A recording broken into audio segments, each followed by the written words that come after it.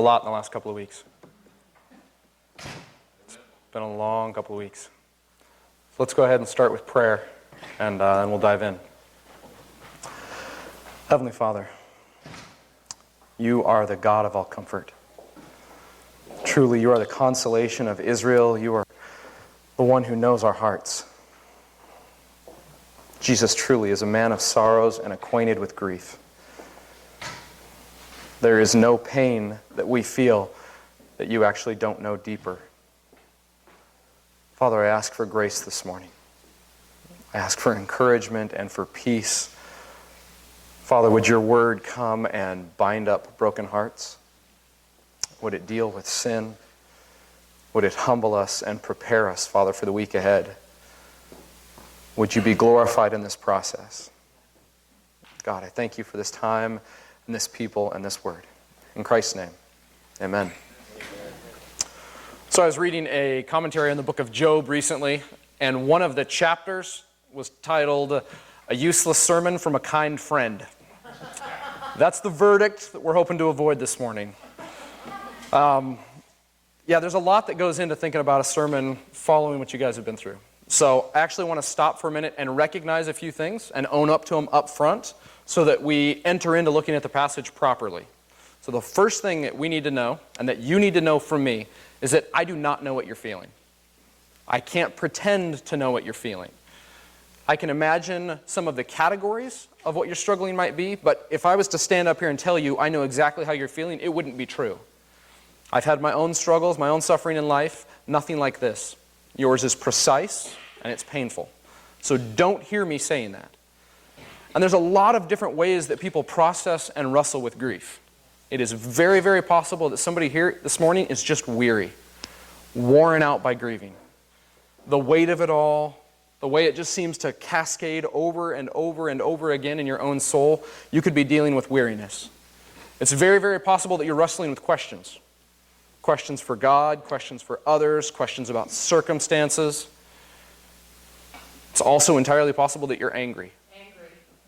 At a life cut short. Angry at the injustice of what seems to have gone on. It's also really, really possible that people here are numb. That you don't know what to feel, or it seems like nothing quite touches the core of who you are right now. And maybe that's the most concerning thing of all, that you feel numb when you know you shouldn't.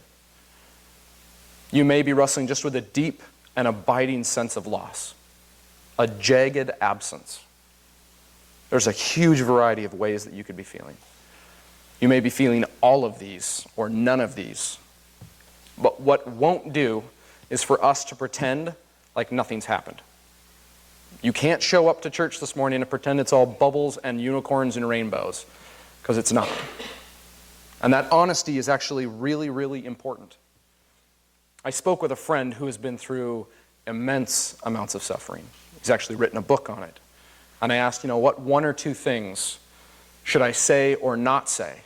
And he said, suffering attracts fixers like roadkill attracts flies. He said, don't be that guy. It's like grief is acceptable and it's okay. And he says, you need to be clear about that. Well, I think in this day and age, we're probably not terribly well prepared for suffering and loss.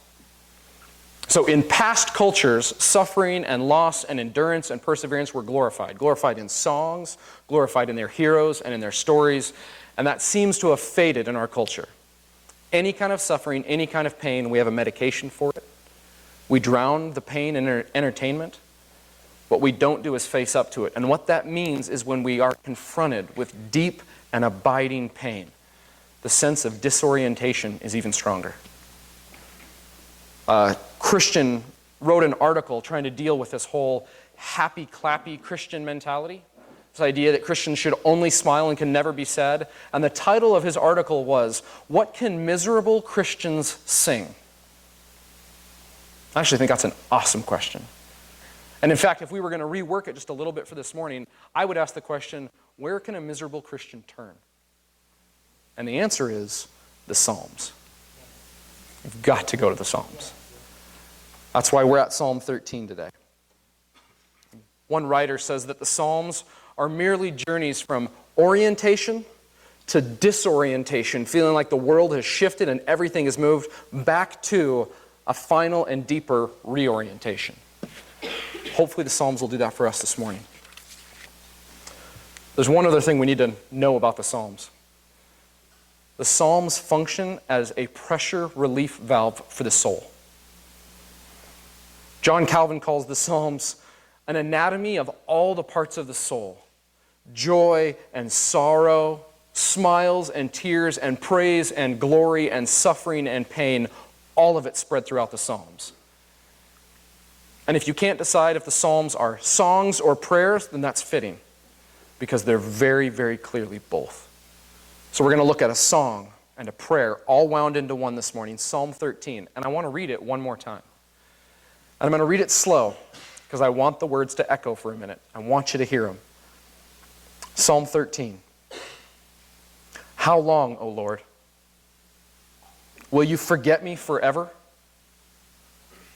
How long will you hide your face from me? How long must I take counsel in my soul and have sorrow in my heart all the day? How long shall my enemy be exalted over me? Consider and answer me, O Lord my God. Light up my eyes, lest I sleep the sleep of death, lest my enemy say, I have prevailed over him, lest my foes rejoice because I'm shaken. But I have trusted in your steadfast love. My heart shall rejoice in your salvation. I will sing to the Lord, because he has dealt bountifully with me. Psalm 13 breaks into three pieces. You deal first of all with the question, and then you kind of delve into the prayer, and finally you close with a decision. So we're just going to take it in those three pieces. So I want to look first at the question. And you hear it there in the first two verses 4 times. How long? How long? How long? But it's really important that we pick up that there's 3 frames of reference in those first 2 verses. The first frame of reference is God. David is addressing God. You catch it there in those first 2. How long, O Lord, will you forget me forever? How long will you hide your face from me? David is speaking to God. And let's look at those for a minute. How long will you forget me? We might catch the wrong flavor here. Because if I say, I forgot my car keys, we think, oh, he has a memory problem. If I say, God is forgetting me, the problem is not a memory issue. He is the God who does not forget. The issue is not memory. In fact, this call for God not to forget him is actually a call for God to act. So this is the kind of language that shows up in Exodus chapter 2. When God sees the suffering of the people of Israel, and what it says is, God saw and God heard and God remembered his covenant with his people. And God saves. So, the language of forgetting. This is David calling on God to act. How long before you intervene?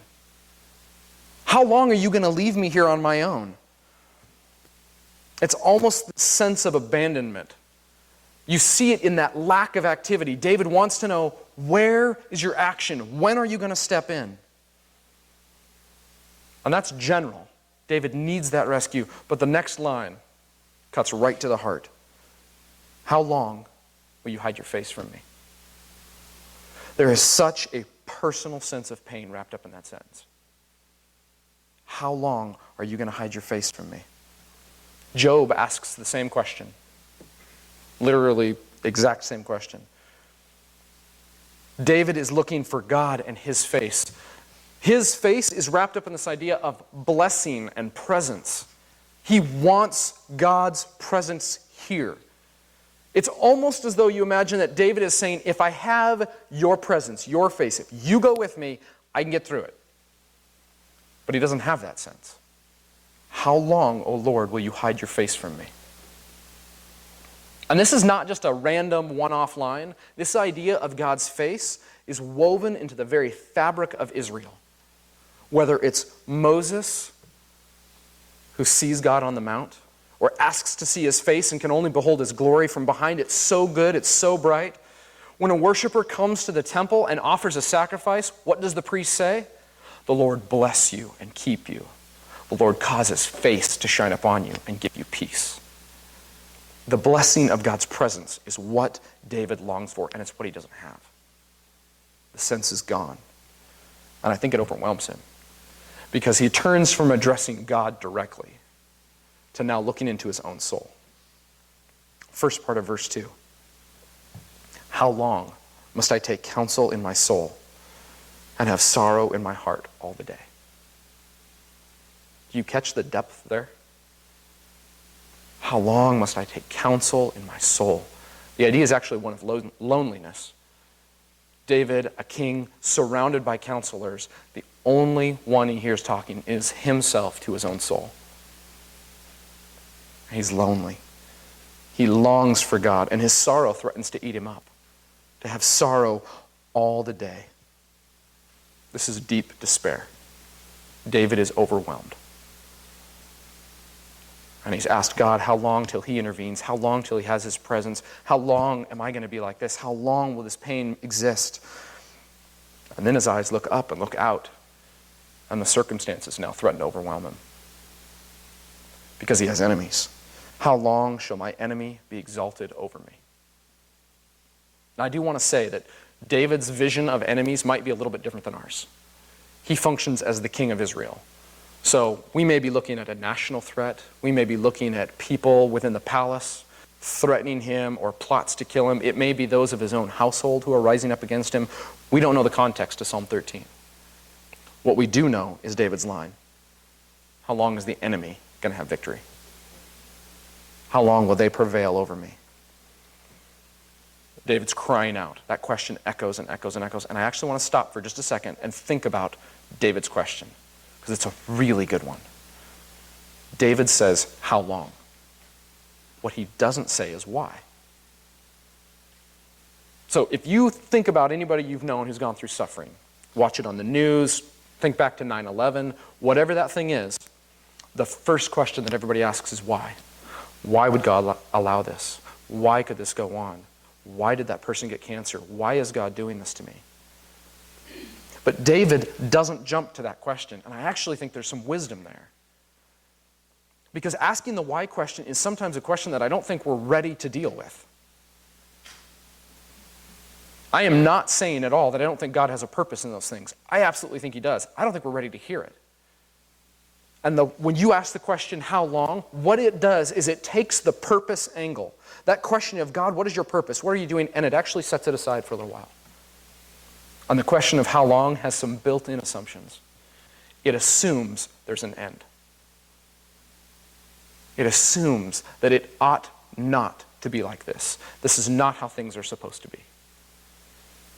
And as he addresses this question of how long to God, it assumes that God's sovereign and that he knows. God is the one who actually knows how long. God has the answer to that question. So David, I think, has picked wisely here. Not just asking why, but asking how long. Let's drill down a little bit more into his prayer here. This is when the language really turns into a direct address to God in verse 3. Consider and answer me, O Lord my God. But consider there is look at me. Look at me. Look upon me. See what I'm going through and answer me. It's a forceful piece of language from David. And David's not asking for the reason. He's asking for hope. He's asking that God would meet him where he's at. He's asking for help for endurance. Because David's going to list his reasons. And listen to what he says. Light up my eyes, lest I sleep the sleep of death. Lest my enemies say, I have prevailed over him. Lest my foes rejoice because I am shaken. 3 times in here you hear that word lest. That's David giving reasons that God should rescue him. God, rescue me, I'm going to die. Now, it may be possible that David is actually physically threatened by his enemies here. That's a possible interpretation. I don't think that's what's going on. Because when he asks God to light up his eyes, to give light to his eyes, that language is not one of keep my enemy from hurting me. It's that the enemy is winning and the defeat and that sense of doubt and the lack of God's presence is overwhelming David. And it's crushing him. And he doesn't know what to do with it. Grief has an appetite. Grief will consume you. Grief is not a static thing. You feel it and then you get past it. Grief will eat at you. And grief, if it goes deep enough, has the ability to swallow your present and your past and your future. In the moment, grief overwhelms. But if it's not dealt with, if something doesn't deal with the grief, grief literally begins to color your past. Things that you used to be able to reflect back on, joys in the past, moments of the presence of God, glory, good things, family, all those get dimmer and grayer and less sweet. And when you do manage to remember them, they serve to heighten the grief. You remember them now because you can't have them. And grief swallows not only your present but your past. And given enough time, grief will destroy you. It'll swallow your future. We must not think that some people have not committed suicide out of grief, because they have. Grief has swallowed them completely. And David's crying out to God, lighten my eyes, lift up my head. I'm going to sleep the sleep of death. But the second half of David's appeal is, God, we're your people, and our enemies are prevailing. You've got to do something. One writer says that this is the argument that God loves. He loves to rescue his people. He loves to hear that his people need him. And as they turn to him and desire him, he responds. So that's where David's at, honestly and upfront. How long? How long will you forget me? How long will you hide your face from me? How long do I have to feel like this? How long are my enemies going to triumph? And then he burrows into the prayer. Look upon me, consider me, and answer me, or I'm going to die. I need your rescue. And then you get to verse 5. Verse 5, the hinge of the passage. And you can be forgiven if you get whiplash between verse 4 and verse 5. Everything is dark, everything is overwhelming, and then you have that one word, but. Thank God for the word but. But I have trusted in your steadfast love. My heart shall rejoice in your salvation. I will sing to the Lord because he has dealt bountifully with me. Now this is the decision moment. In the Hebrew, it's emphatic. The focus is on I. It's a movement of the will here. And David is saying, I am choosing, I trust. I have trusted. It's both that mixture together. That's why versions translate it different, because you can literally put it either way. You can say, I have trusted, or I am trusting in your salvation. This is the moment. This is what he's looking to. And David is looking to God. And he's looking very specifically at something. I have trusted in your steadfast love. Hesed. This is God's covenant love, his covenant faithfulness. So he starts off in verse 1, how long, O Lord? That's Yahweh, covenant name. How long, Yahweh? You're the God that makes the promises. You're the God that said to Abraham and to Isaac and to Jacob and to Moses, and now is speaking here with David. How long? How long? And David says, I trust in your faithfulness. There's a massive shift at a tectonic kind of level at what David is looking at. David is not looking to rescue himself. David is not looking to another nation to ride in and rescue him. It doesn't tell us that he's turning to friends or anything like that. All of those things may have gone on. But we do know where David's trust actually is. And his trust is in the faithfulness of God. And in fact, the language here is really, really interesting. I shall rejoice in your salvation. It picks up a future tense, like David is looking into the future. I shall rejoice in your salvation. I will sing to the Lord. Now, this is a funny one. I will sing. You can actually take it in two entirely different ways. You can take it as a vow. David's saying, when your salvation gets here, and I know it's coming, when it gets here, I'll sing. I promise I will respond with singing. I will remember your salvation. But you can also take it as a cry of faith. I will sing to the Lord because he's dealt bountifully with me. It's almost like David is getting an entirely different perspective on everything, as though he stepped into the future. And future David is looking back at current David, in the moment, in the wait, in the presence. And future David is saying, I will sing. Because the verdict on what he's doing in the present is that he's actually been good to me. He has been generous, that's the word. He's been bountiful to me. Future David, that perspective, reshapes and shifts everything about where David's at in the moment. It's a cry of faith. It's a vow. I think it's actually quite comfortably both. So there's Psalm 13. We walk through David's disorientation with where he's at in life, the struggle that he's got going on, the cry of his prayer, and his response of faith. Now, if we were to stop right here and say, sermon's over, go home, have a nice day, I feel like we'd leave you a little bit hanging. Because the real thing here going on is, how did the reorientation take place? Like, we never heard an answer to the question, right? God doesn't weigh in on the psalm like he does in other psalms, where he jumps in and says, how long will it be? Such and such a time. God doesn't jump in and say, 2 weeks. That's all you got to hold on, David. 2 weeks and I'm there. Or 2 months, or 2 years. No length of time is given. We don't get that answer. David doesn't get that answer. And so if we just hold up David as an example here and say, be like David, I think we're going to miss the point. If I go home and just say, you should sing a psalm and that will deal with all your issues, we have come up woefully short. Now, we actually probably should copy David, but in a far deeper and a far better way. David's perspective shift is one that we can do. I want you to think about this for a minute. Imagine that you're standing at the manger. Angels in the field, singing to the shepherds. You're standing at the manger. Jesus is there, wrapped in swaddling clothes, laying there, animals around, messy night. Mary just finished giving birth. There you are. Listen to David's words again. Will you forget me forever? And remember, this idea of forgetting is wrapped up with acting. When will you act? When will you intervene? You look at the manger. How long are you going to hide your face from me? You look at the manger. And then you hear the verse from Matthew ring out.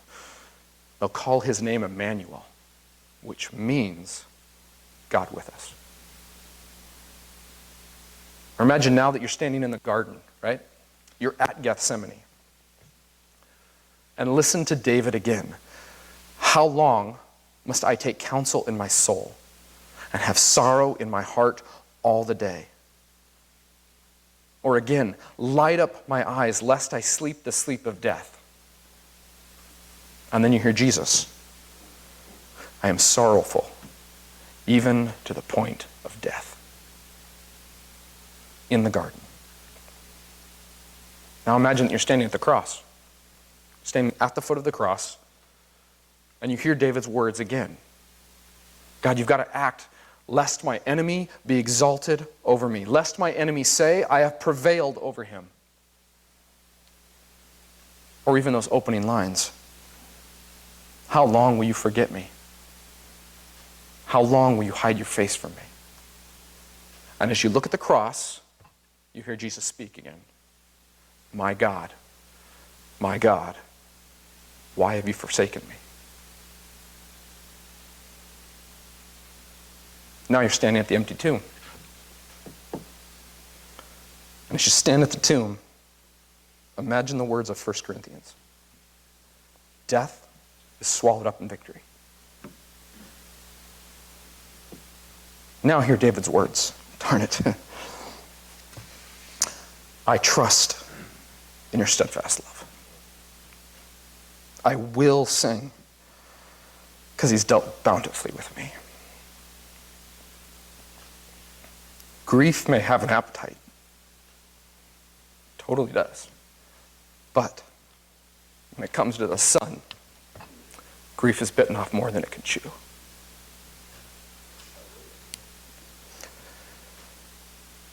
Grief is being undone by the Son. Truly, he's conquered death. My friend that I asked about suffering, I said, one or two things to say or not say. He said, make sure you tell him. God's got shoulders plenty big for your grief. By that he meant be honest about it. So you and I ought to join in David's honest assessment of our grief and deal with it and look at it and confront it head on. Normally, we close a sermon with a prayer, at least I do. Today, it's far more fitting that we sing. We need to learn from David. We need to sing our prayer. That's how this should go down. Let our singing be an act of rebellion against grief. And let our singing be an act of faith in God.